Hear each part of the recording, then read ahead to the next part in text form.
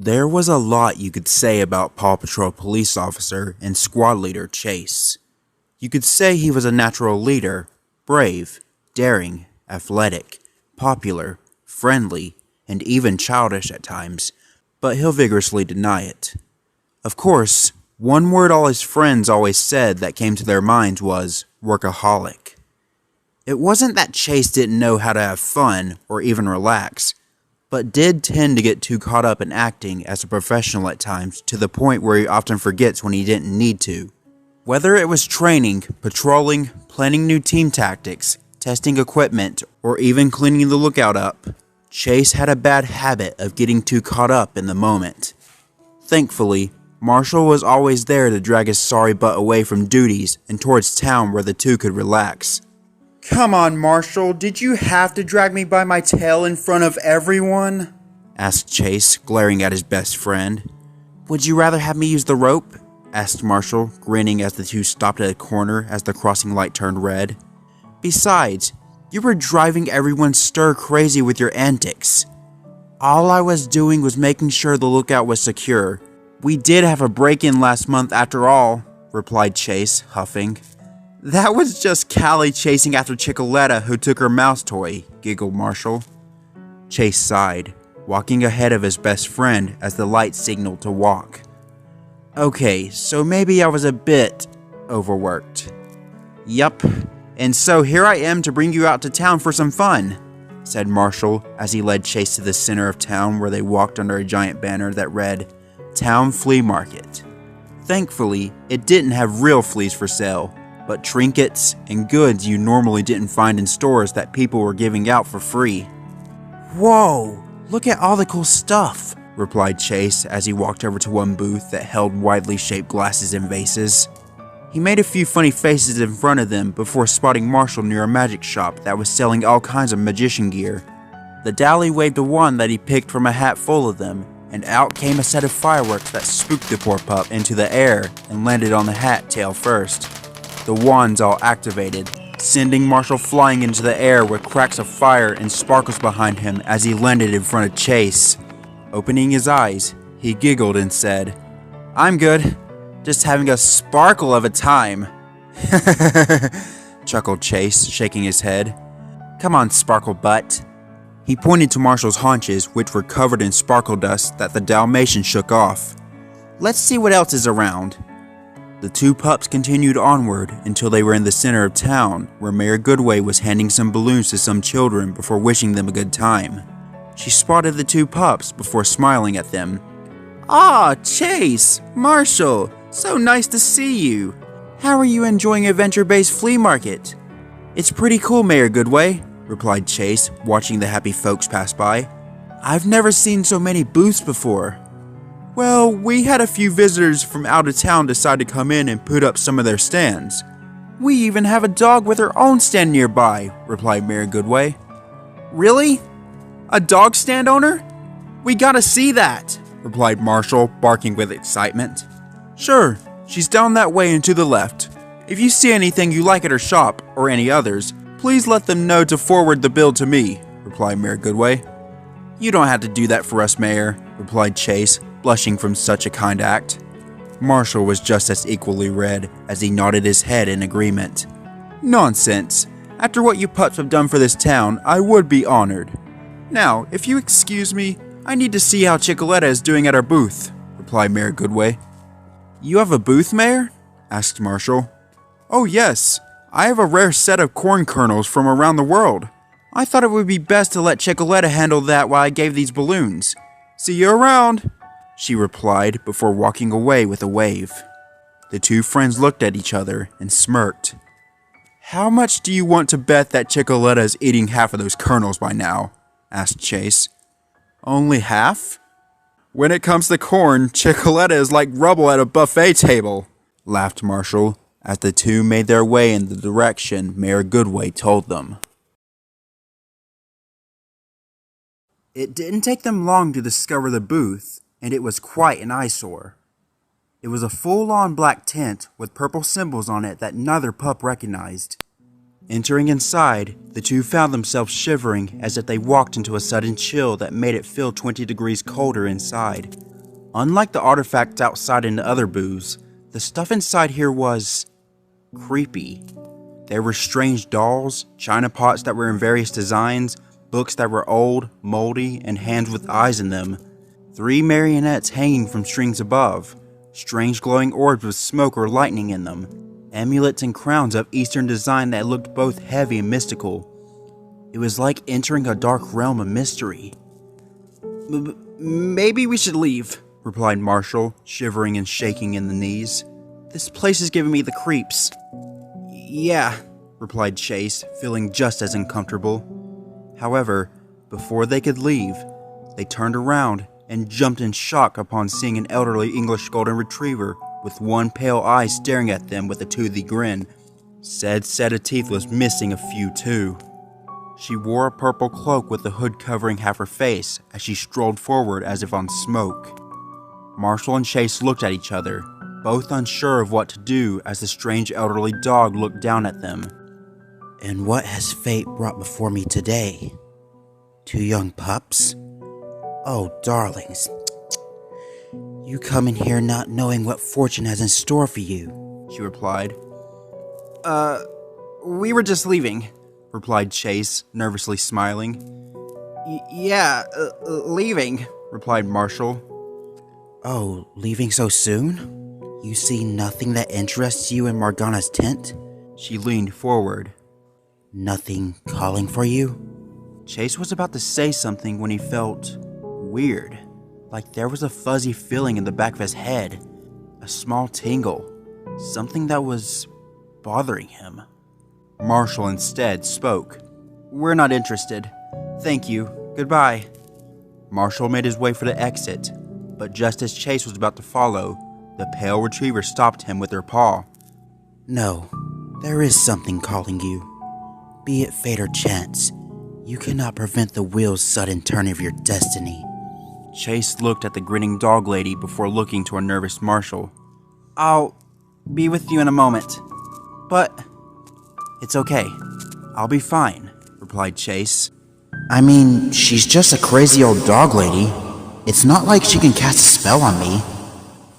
Marshall whimpered a bit, but nodded and soon left, leaving the two alone. Morgana put her paw away and presented her wares around them. Come find what it is that seeks you out. Be it good fortune or bad, it shall change you forever. Chase didn't say anything, but that darn annoying buzzing in his head was not stopping. She must have done some kind of gypsy trick on me. Fine, I'll get something and go. He sniffed around, trying to find something interesting that would get the dog lady to let him leave in peace, when he stopped upon a small desk containing what looked to be a shriveled dead paw. It smelled like a monkey's arm. The lady gasped before her expression turned neutral. Oh my, you are called by the monkey's paw. What little desire do you have that burns so brightly that you would give anything for it? What's a monkey's paw? Asked Chase. A monkey's paw is a magical item that shall grant you a number of wishes based on the number of fingers unfolded on the hand. Each wish shall come true until the hand is fully shut. But beware. She started to grin, which made a shiver go down Chase's spine. Each wish comes at a price you will regret in the end. Chase snorted, which made Morgana raise her eyebrow. Oh, not a believer? Magic and curses are just fairy tales, replied Chase, rolling his eyes. Look, I know you must be good at this whole mumbo-jumbo stuff, but if I get the stupid paw, can I leave? Of course, if you wish. But I suggest you grab something else, replied Morgana, leaning in closer. For if you leave with a monkey's paw, your fate and the fate of those around you are sealed. Right, replied Chase as he took the monkey's paw in his jaws and flipped it onto his head. Just send the bill to Mayor Goodway. With that said, Chase walked out of the tent while the dog lady just smiled. See you later, lady. Oh, we will meet again, replied Morgana as she watched him leave. Chase walked out of the tent, glad to feel the sun on his face, when Marshall tackled into him. Chase, you're okay! Oh, I thought she was going to bubble you in a pot and eat you for lunch. I'm fine, Marshall, replied Chase as he slowly got up. Please, get off me. Marshall noticed the monkey's paw on the ground and sniffed it before sticking his tongue out. Oh, yuck, what is that? It smells dead. It's a monkey's paw, replied Chase as he picked it up with his mouth before flipping it on his back. It's some stupid trinket I had to get. Grants wishes if you wish while holding it, and the fingers fold to tell how many wishes are left. I think I'll just bury it in the backyard for the poor thing to rest. Sounds good, poor little guy, replied Marshall before the two made their way as far away from the tent as possible. They were about to turn the corner when Marshall gasped and made his way towards another booth nearby. This one was pink and had a big heart on top. Chase raised an eyebrow as he saw Marshall talk to the lady at the booth, who was showing the pup various books. Eventually, after a few minutes, Marshall took one and nodded thanks to the lady before returning to Chase. Sorry, I figured I should get something too. What is it? Asked Chase. Blushing, Marshall showed the cover, and Chase couldn't help but snicker. 1,000 ways to confess to the one you love? He gave a teasing smirk at his friend. Aw, does Marshy Warshy have a crush on someone? Shut up, replied Marshall, hiding his face behind the book. Look, I like someone. I'm not going to say who, but I really want to tell them how I feel. I've been trying to for a long time now, and I need all the help I can get. It's most likely Everest. The two of them are close friends, and I think I've even seen her wink at him. Chase smiled and put his paw on his shoulder. Just tell them. Look, they'll be glad to have you because you're a good pup. And if they don't like you, well, then they're idiots. What if I'm not brave enough? Asked Marshall. Come on, you're one of the bravest pups I know, and I think you should go ahead and tell this pup you love how you feel. Marshall smiled at his friend and gave him a friendly nuzzle. What did I do to deserve a friend like you, Chase? Just by being yourself, replied Chase as he and Marshall made their way towards the exit. It didn't take them long to arrive back at the lookout where the other pups were playing with each other. Marshall told Chase he was going to put his book in his pup house before rushing off just as Sky noticed the two. Chase held his breath for a bit as he took a moment to observe the cute little cockapoo, whose bounce made her seem even more cuter than she normally did. He felt his heart flutter as the bad feelings from earlier at Morgana's tent faded away. Truth was, a part of him wished he could borrow Marshall's book so he could tell Sky how he felt about her the moment she joined the team. Hey, Chase, replied Sky, smiling at him with such pure look it was like an angel had descended upon him. The boys and I are getting ready for a game of kickball. You and Marshall want to join? Only if I get to be on your team, replied Chase, grinning. Ruff! It's a deal, replied Sky as she rushed off to let the others know, not knowing that Chase was staring at her bouncing behind. Slapping at himself for such a rude thought, Chase made his way towards the back of the yard to find a perfect place to bury the monkey's paw. He sniffed the ground a bit, making sure not to place it close to other buried items, and soon found the perfect spot near the tree. Digging in, he got his paw dirty before he had a big enough hole to put the paw away in the dirt to rest. He glanced at it one more time and wondered, would it hurt to try it once? He thought about what to wish for, and his mind turned back to Marshall. Well, he needs all the help he can get, so I wish Marshall and his crush would get together. He tossed the monkey's paw into the dirt and started to rebury it. After it was filled, he quickly put a scent on it to let the others know it was his spot and rushed to rejoin the others for kickball.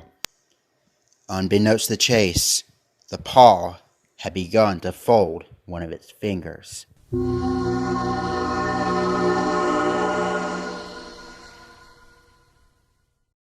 The next day, Chase began his usual morning routine.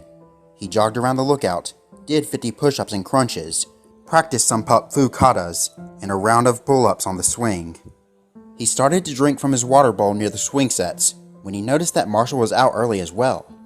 He was going to wish him good morning when he saw him heading towards Sky's pup house and waiting outside, looking nervous. There was also something in his paws, but he couldn't get a good look. Chase, now curious, used his super spy stealth to sneak in closer to see what was up by hiding near the toy box. Slowly, he peeked out to see what it was, but what he saw made his body freeze up from hair to tail. It was roses. A dozen roses, all wrapped in a pink bow. Just as he began to comprehend this, Sky came out, yawning before noticing the flowers. She gasped at their beauty before gazing at Marshall, who was looking at her with a heartfelt smile. I got these for you. Sky stared at them before she slowly took them into her paws. Marshall?